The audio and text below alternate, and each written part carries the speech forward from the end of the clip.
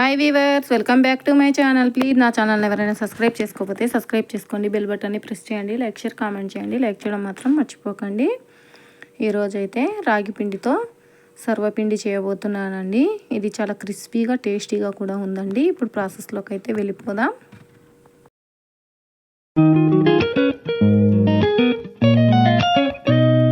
ముందుగా అయితే ఒక కప్పు రాగి పిండి తీసుకోవాలండి. కరివేపాకు, ఉప్పు, పసుపు, ఆనియన్, నువ్వులు, కరివేపాకు అండి.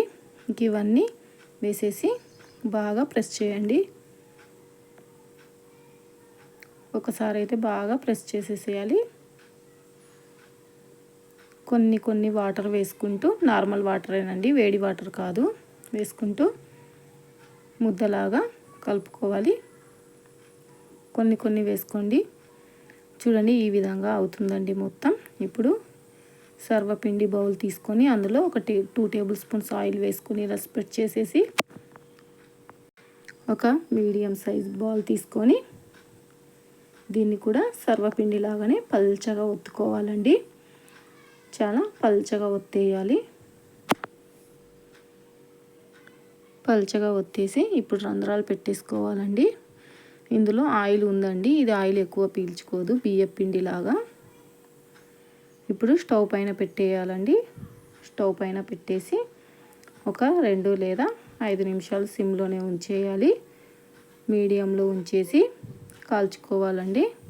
ఇప్పుడు ఇది కాలిపోయింది. చూడండి, ఆయిల్ కూడా పైకి వచ్చేసింది. నేను ఆయిల్ అయితే వేయలేదండి. ఇంక ఇది తీద్దామంటేనే ఇంకా చాలా కష్టమైపోయిందండి. అందుకని నేను ఇంకొకటి, మనం దోశల పెంకు ఉంటుంది కదా, దానిపైన ఒత్తుకున్నానండి. పెంక మీద అయితే ఈజీగా తీసుకోవచ్చని, అందుకే ఇది కూడా చూపిస్తున్నాను మీకు. ఇంకా అది కూడా సన్నగా ఒత్తేసుకొని హోల్స్ పెట్టేసుకొని ఇది కూడా సన్నగా కాల్చుకోవాలండి. ఇలాగనే హోల్స్ పెట్టుకోండి. ఇది రాగి పిండి కదండి, కొంచెం ఇలా రౌండ్గా చేసేసుకోండి. ఇది కూడా కాలిపోయిందండి. ఇంకా ఇది తీయాలంటేనే అయ్యో బాబోయ్, తల ప్రాణం తోక్కొచ్చింది అనుకోండి.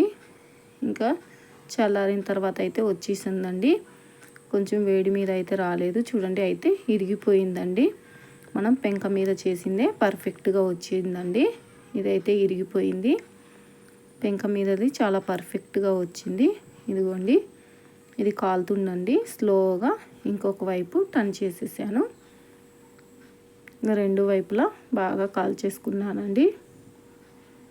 2 వైపులా కాల్చేసుకొని ప్లేట్లోకి అయితే తీసేసుకోవడమేనండి.